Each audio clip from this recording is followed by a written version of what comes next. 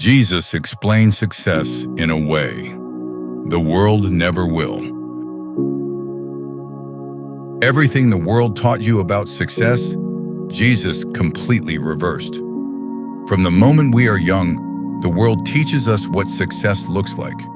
Be seen, be admired, be above others. We are told to climb higher, speak louder, prove more.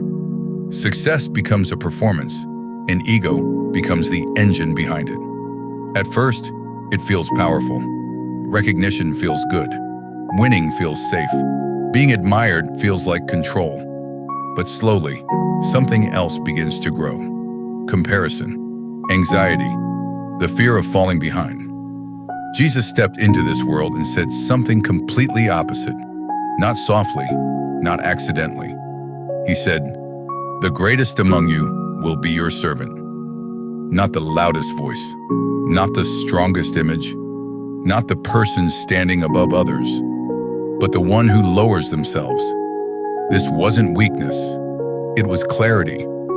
Because ego always asks for more attention, more validation, more proof that you matter. And Jesus understood something the world still struggles to admit. Anything that feeds the ego will never let you rest.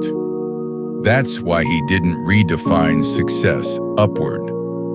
He redefined it inward. Ego is never cruel at the beginning. It doesn't shout. It whispers. It says, just a little more. A little more recognition. A little more success. A little more proof that you matter. And each time you give it more, it grows. The problem isn't ambition. The problem is identity built on achievement. Because when success defines your worth, failure feels like erasure. That's why so many people who have it all are still restless. Ego doesn't want peace. It wants control.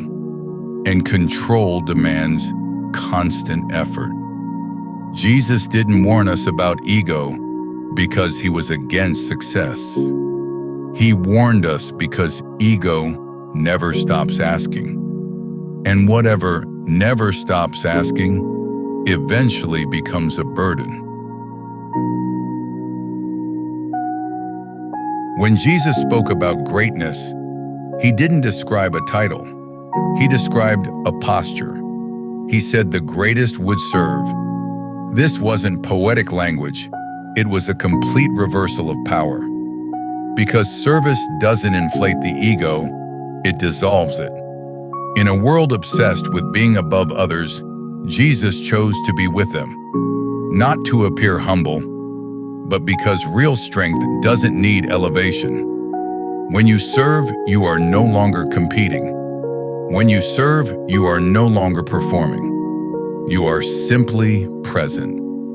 And presence is something ego can never fake. Jesus didn't redefine greatness to make people smaller.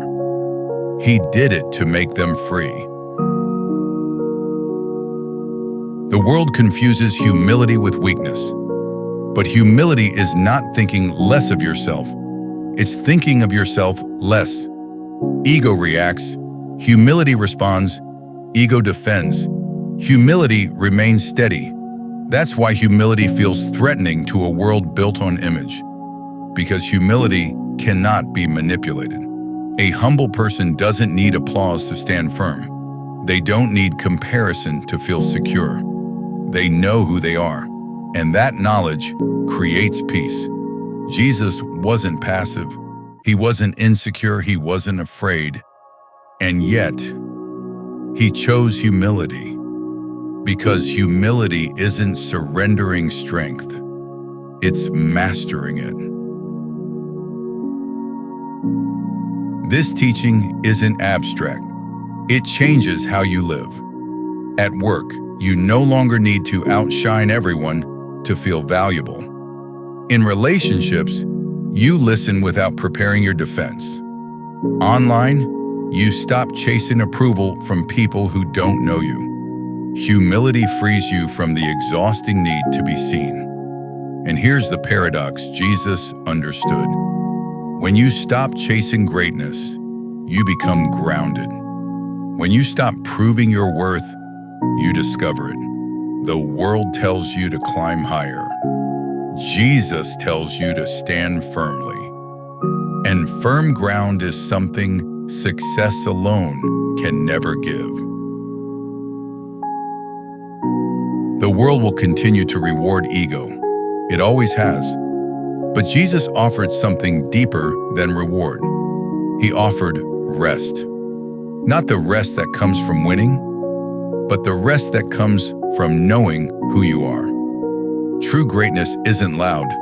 It doesn't demand attention. It moves quietly, steadily, faithfully. And maybe success was never about standing above others.